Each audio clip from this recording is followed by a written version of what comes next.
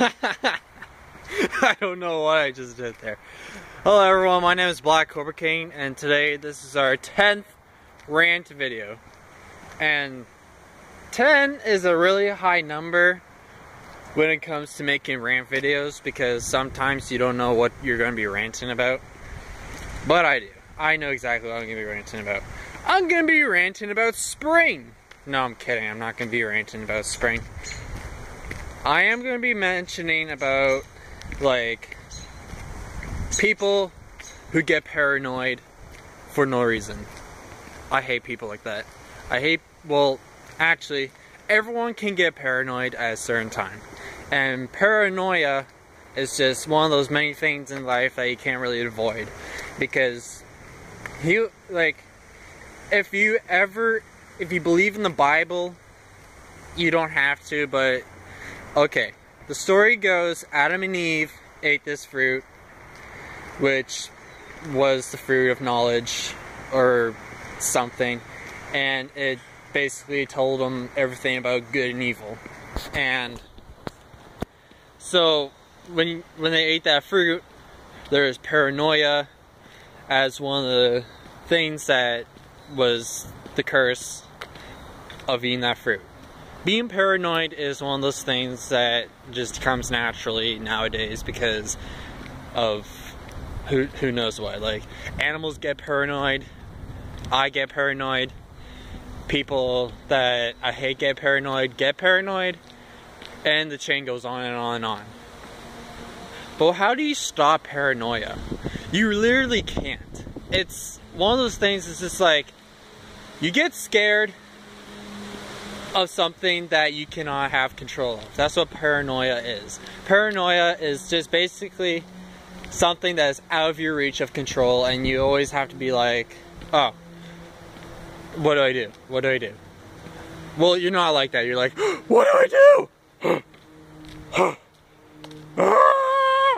And then, like, it just happens like that. So, when you're paranoid, you can't really control yourself. You're in fear.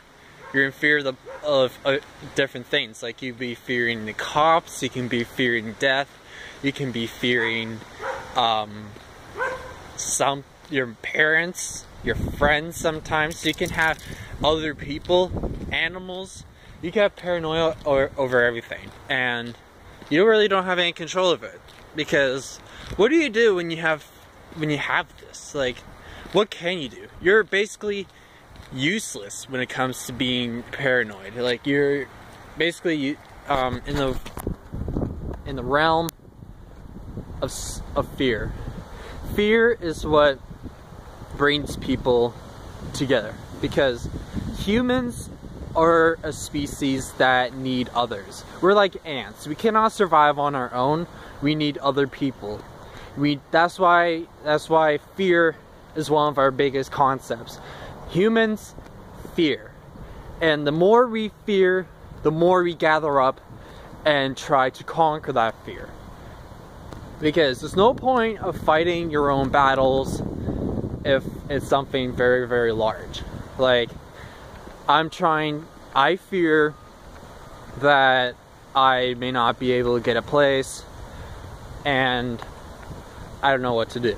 So I go to the resource center and I talk to a counselor there, and then they help me out, try to find a place, and then boom, I'll go get a place.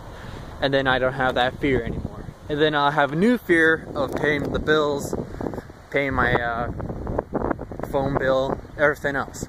I always have a constant fear of messing something up, and I usually need help with that.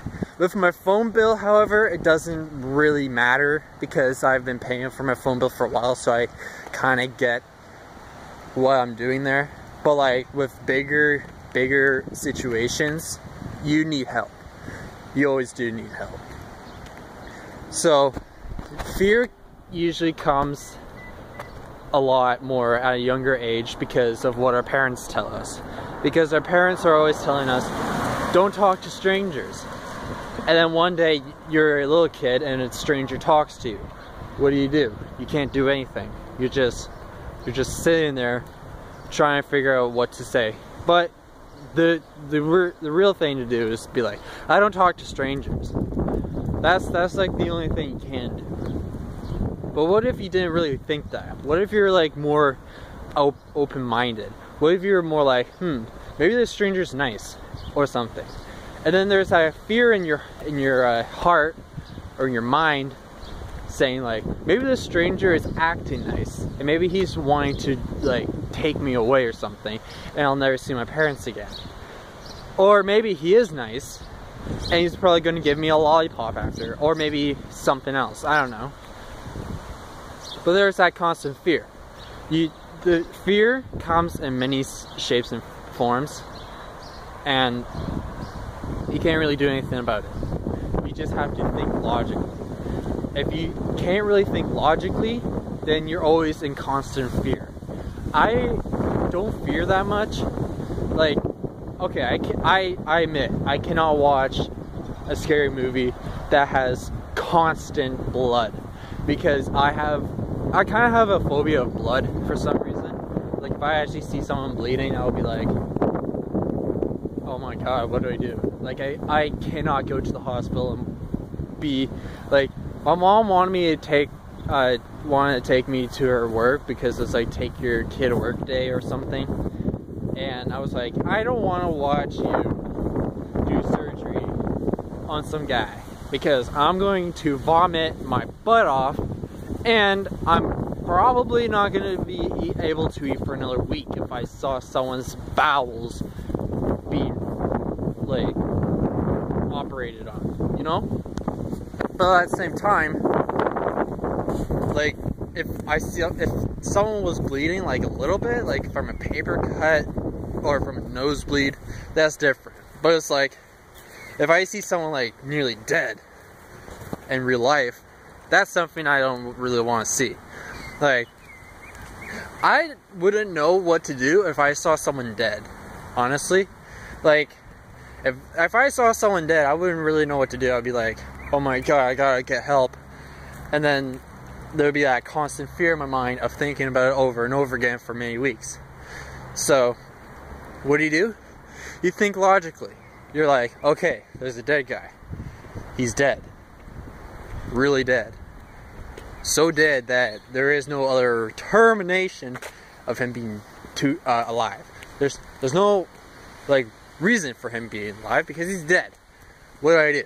Okay, I call the ambulance or the police to like investigate or whatever, and then they question me, and then I would have a fear of them thinking I killed this guy, but I didn't. So like, that's another thing to worry about. And then you, after being interviewed and everything, you're set off, and then you go home, but you're thinking about that, oh my god, I just saw a dead guy today, what do I do about that? I don't really know, like, because I was with a few of my friends, and we were going through this path, and I saw some guy laying in the bushes. I thought he's dead. I was like, holy fuck, he's dead! Sorry for my language.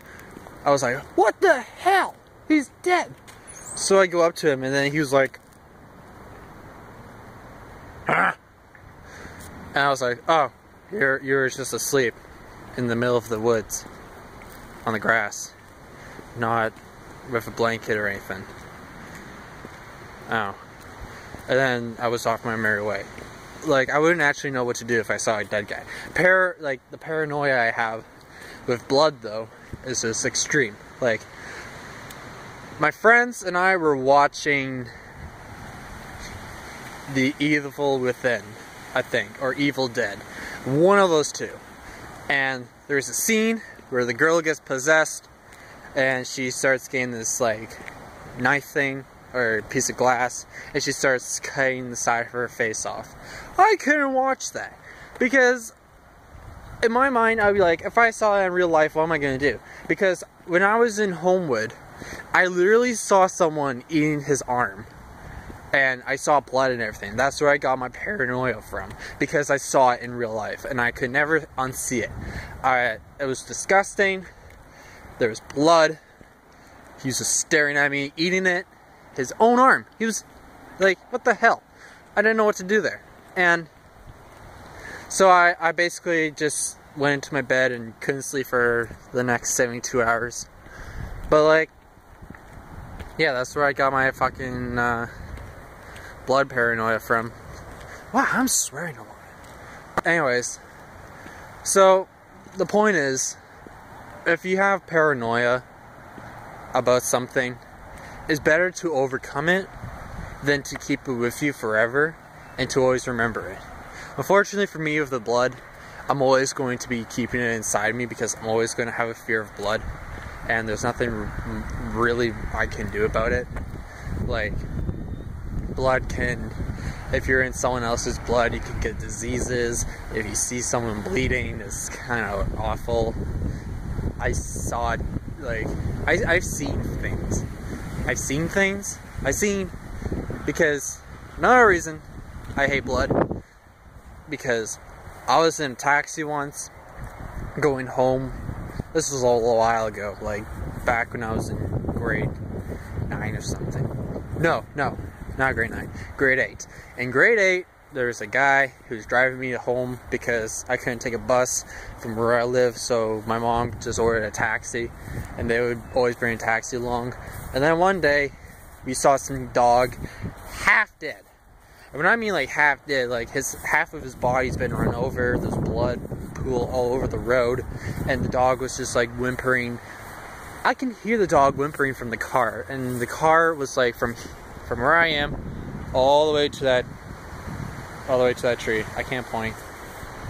And I couldn't, like, I was in literally tears. I was like, no, not the dog! Why? Why, God? Why have you forsaken this dog? Why did you do this? Why? Why? Why? And then, like, some girl took the dog to the vet, and then it died there. And I was really sad because I saw a dog. I love dogs. And to see one dead rips my heart apart. Any animal, actually. Like, I go hunting, but like, but I always have like a constant like breakdown because of it. Like, any animal that I've killed, or I haven't killed an animal before because I've gone hunting. My mom's boyfriend shot a deer or something, I forget. But like, we kill an animal, and I looked at it, I felt sorry for the animal because we were killing it, but at the same time we were going to use it for meat, so at the same time we were using it for a good reason. And then, like, I wasn't really feeling that bad afterwards because we were using the deer for an actual good purpose. We weren't just killing it for fun. And if we were killing it for fun, that was the time when I would be like, I'm not hunting. I'm not going to hunt just to kill. I'm going to hunt because I want to get food. I want to be resourceful, and I want to control the population. So there you go. Coyotes are different. Like, I had to defend myself from a coyote, and it was like horrible because I had a baseball bat and everything, and I was like swatting it away. It didn't bite me, however, and like, yeah, I'm not gonna talk more about it. Anyways, the point is, overcome your fear, overcome the paranoia that you have buried within you.